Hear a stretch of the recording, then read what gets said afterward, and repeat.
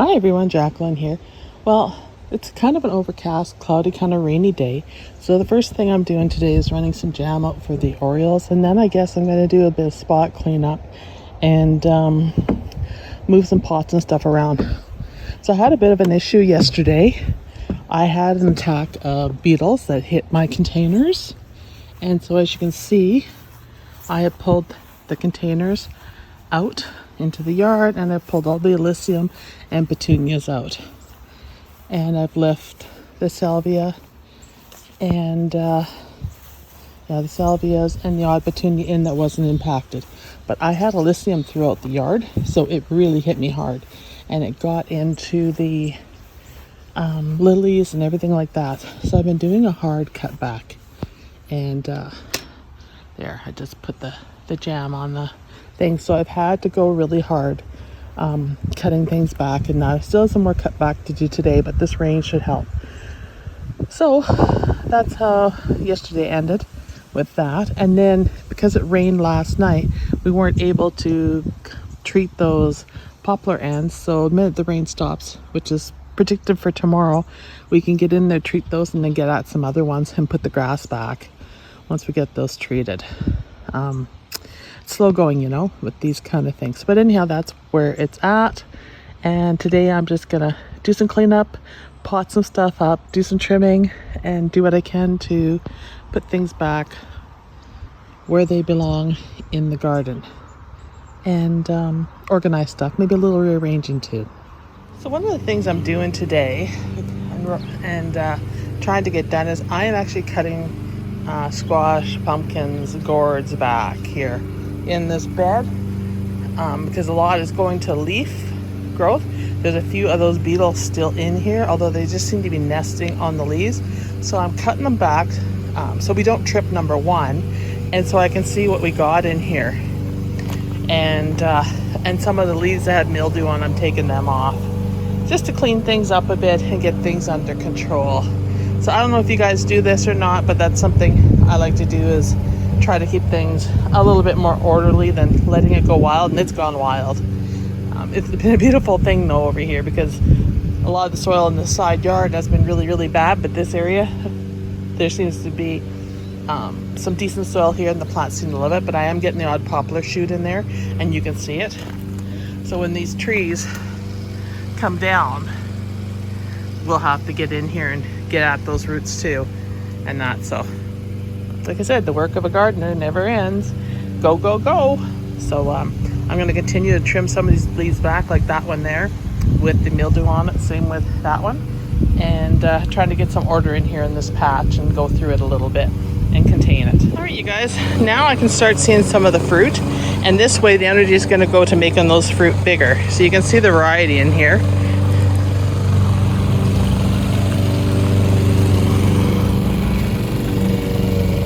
So many leaves, and some of those bugs are on the leaves, so this way I'm letting the air get in there to help. So I need to get in this patch here, but after the rain last night, it's quite wet, so I'll do what I can. I'm just trying not to fall, but I need to get back there where it's wrapping around the tree. Even the vines were climbing up the darn tree. You can see. Oh, they are ambitious. Again, A for ambition, these vines, because look at it, it's right in the tree. Holy Toledo. You could have pumpkin, squash, or gourds hanging out of the darn tree. Hey, there's an idea. Take all the branches, take all the leaves and everything off your tree, leave some main branches and let them climb up, and then you can pick them. I'm just full of great, crazy ideas, but technically you could do that. But the roots are just too bad to make it worthwhile doing that. But I think that's funny anyhow, and just wanted to share that with you. Where there's a will, there's a way. So Rob is working hard trying to get the lawn mowed before it rains. You can see the sky is threatening, but nothing yet. I actually don't mind days like this, because I'm actually able to walk around and be comfortable. The only thing is the mosquitoes, of course. But for the most part, there's not a lot of wind, you can see. And it's quite enjoyable because it's cool, but not too cool that you can't wear shorts and stuff outside to do stuff. So I'm rather enjoying it. Well, a little bit of a wind there now, but yeah, so that's the scoop. Yard's looking good since I cut everything back because of those darn beetles and stuff. And I checked this morning, it looks like I got most of them. So things are looking way better out here. And I hope to start my fall plantings and maintenance and get at it and get everything prepared and enjoy a beautiful, hopefully warm fall. And the winter stays away for a very long time since our spring really didn't start till late May, June. It was horrible. We're like a month, 6 weeks behind minimum. So I'm hoping it stays like this, touch wood. And I appreciate a couple of these cooler days just to work out in the yard and enjoy it. Hi everyone, so this area here, it didn't do very well. There's a lot of clay in here and that. This was just a temporary spot. Threw some plants in here for now because we're going to take these trees down and clean this area right up and make some changes over here. But I do have a Casper white pumpkin on, and I am going to get a little bit of produce off of it, so it's all good. I'll use them for decorations, and that's just fine. And over here I have the sugar pumpkins, and you can see I have a couple on over here. Once again, I'll use them for decorations in the garden as long as nobody takes them on me, and they're just the right size, or for the front step, for make the front step visually appealing for fall. So there's a couple things I'm going to do with those, so it actually was worth it just to be able to use stuff for decorating. I mentioned to you a little bit earlier that I did take a hit on some beetles hitting on my pots and stuff because they went after the Elysium and the petunias. So I have pulled all the petunias mostly out and left the portulaca, gee whiz, not enough coffee yet. And I left the coleus and cut the coleus back. In some of these pots, I went ahead, I left the geraniums, verbenas, anything that wasn't attacked, I left, and it will flush back out, and I'm going to add some fall color to it. So I'm not done yet.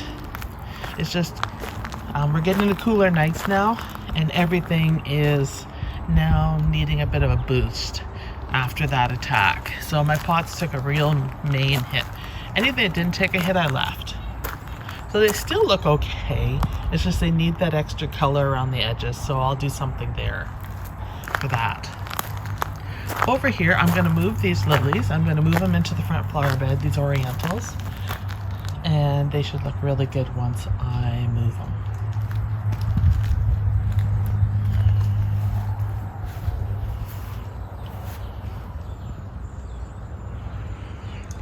These are the zinnias. Now it rained and rained and rained all day, all night, and you can see the water drops on them. It was just quite pretty. I've been cutting these back. I haven't taken anything in yet, but I probably will. And these are the ones that the hummingbirds have been going hard with. These are so high, I can almost see them sitting down in the living room. And they're just gorgeous. I don't know that I'd plant them here again, other than I'm able to enjoy them because they're so darn tall. And a few of them have flopped from the heavy rain, but I think they're just beautiful, and I will pick them again. Now, I did try an experiment last year where I picked by color, and then I planted some and I gave them away, and my friends sent pictures, and they were all mixed color again. So I'm not going to waste my time picking by color this year. I'm just going to pick the seed heads, the flower heads, and dry them and then use them for next year, because these Benaries have been just stunning. This is the ones I had last time. The colors weren't as varied, and this time there's lots of oranges and different shades of pinks and stuff in them. Last time there's more reds and stuff, reds and purples. So I really like these a lot better. But you can see the variety of colors. I'm particularly fond of this one. So that's something that I am going to do, because they're just beautiful. I just love these shades. They're perfect for decorating. So that is something that is on the radar. Look at that. They're just gorgeous, but you can see how tall they are. So yeah, they're over 5 feet high. It's crazy. and impressive at the same time. Here's all my pots that I pulled down, where you can see I took the Elysium out and any petunias that weren't looking good, so I can touch these up. The bubblegum petunias, I would rate these very, very high, with geraniums and of course the black mamba potato vine, because one plant in a pot, which is great. However, they didn't succumb to the beetles, so I was very, very happy on them, so I can put them back.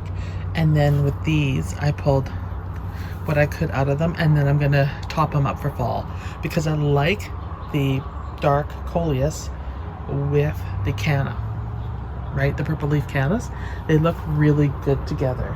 So that I am gonna reuse into an arrangement, and I am gonna perk it up. This bed's gonna get an update this weekend. I am gonna cut into it and extend it and make it better and overhaul it completely.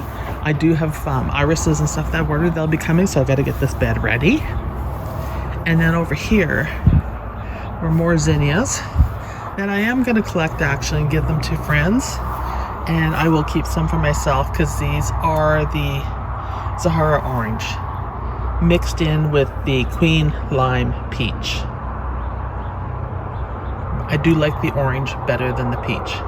The peach ones, not so much. So the orange, I will go with again. The peach, I personally need bolder colors. That's just me and my preference. Alright, so that's it for today, you guys. Thanks for watching.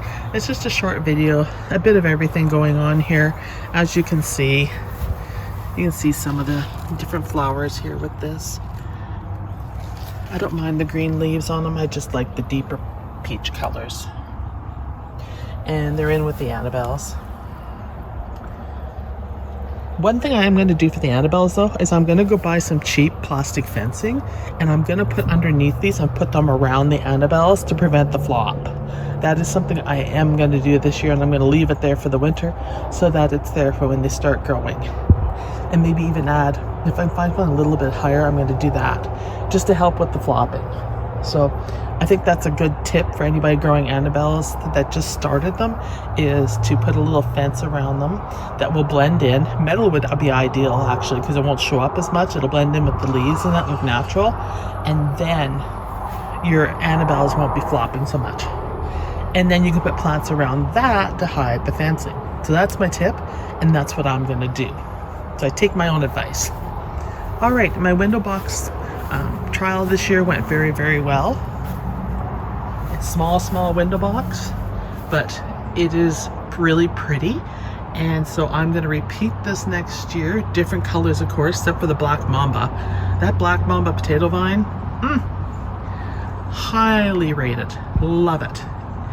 It holds the form, the bugs don't bother it, and it's a nice stark contrast. So I'm gonna add more of that to the yard next year, and I'm gonna vary up the flowers, but I need bigger window boxes now after this trial. I can move these to the back and use them, but wow, impressive. All right, so that's it, you guys. I hope you enjoyed this video. It's a bit of everything, a bit of squash, like just a bit of everything. Sorry, I seen garbage on the boulevard. And more coming. So I'll see you in the next video. And that was a little bit of an update on a few key things in the garden. And just so you know, these are the zinnias that the hummingbirds were going nuts over, was the Benneries. If you want to plant them to track hummers, go for it, because they definitely do that. All right, thanks for watching, everyone. And I will see you in the next video. Don't forget to like and subscribe. Bye.